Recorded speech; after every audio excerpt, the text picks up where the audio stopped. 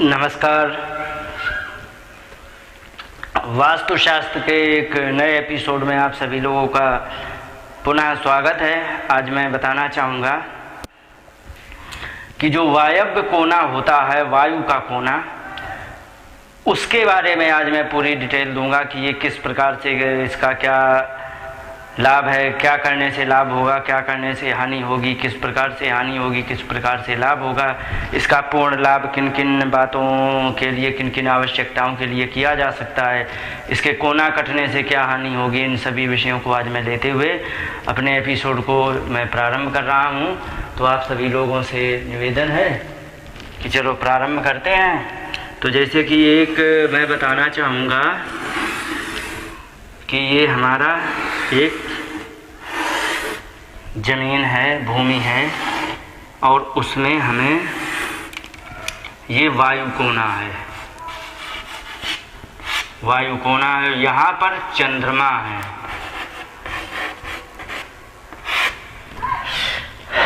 ये जो यहाँ पर हमारे चंद्रमा है, तो इसके बारे में मैं बताना चाहूँगा। ये जो चंद्रमा हमारे मन का कारक होता है, और जिस समय हम कुंडली बनाते हैं तो जब उसमें ये पूछा जाता है कि माता से हमारे इनका संबंध कैसा रहेगा, तो उसको क्या करते हैं कि तुरंत हम चंद्रमा का जो स्थान होते हैं, जो राशि होती है, वहाँ से उसको लग्न कुंडली वहीं से बना करके, जिस जगह पर चंद्रमा है उसी की लग्न कुंडली बना करके फिर उसका विवेचन करते, तो उससे माता के संबंध की जानकारी हो जाती है। अर्थात कहने का मतलब है, चंद्रमा जो होता है वो माता का भी प्रतीक होता है, हमारे मन का प्रतीक होता है, और सूर्य होते हैं वो पिता के प्रतीक होते हैं और कीर्ति के प्रतीक होते हैं।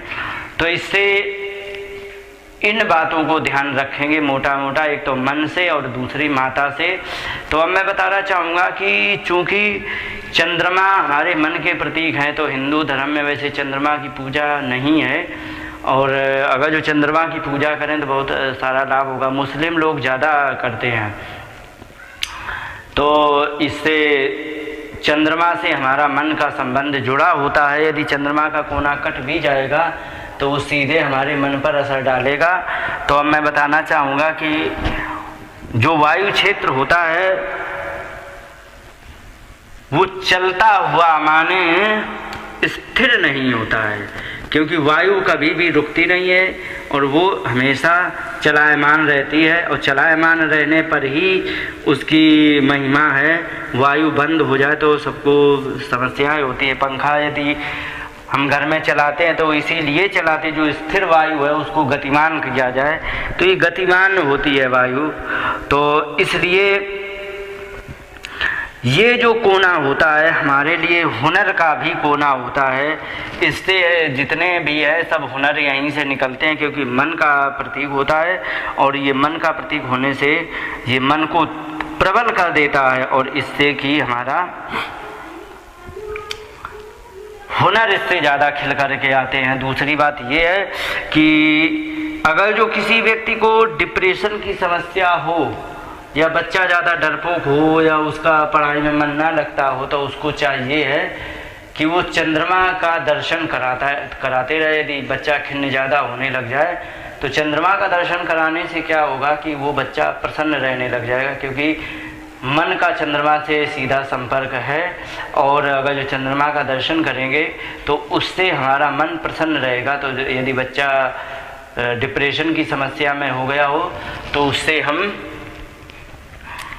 चंद्रमा का दर्शन कराना उससे प्रारंभ कर दे। तो कहने का मतलब जो चंद्रमा का संबंध है सीधे हमारे मन से है।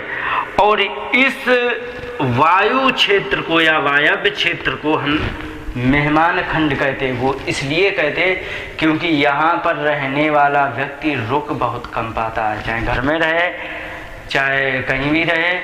यदि हम किराए पर कमरा देंगे तो इस जगह पर जो कमरा होगा वायु क्षेत्र में, तो उस वायु क्षेत्र के कमरे में साल में कम से कम 3-4 किराएदार बदल ही जाएंगे, अपने आप छोड़ के भाग जाते, क्योंकि ये कमरा कभी रुकने ही नहीं देता, ये हमेशा चलायमान रखता है।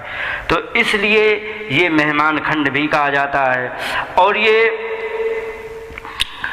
एक बात और है, अगर जो हमारे घर का वास्तु कई जगह से बिगड़ा हो, और घर का स्वामी यदि यहाँ पर सोता है, अगर जो यहाँ पर बेड लगा के घर का स्वामी सोने लग जाए और घर का और वास्तु बिगड़ा हो, थोड़ा जन्म कुंडली में भी यदि कोई थोड़े वो दोष हों और ये अच्छे कर्म ना करने वाला व्यक्ति हो, तो उसे जेल भी जाना पड़ सकता है, ये और इससे समस्या होती है।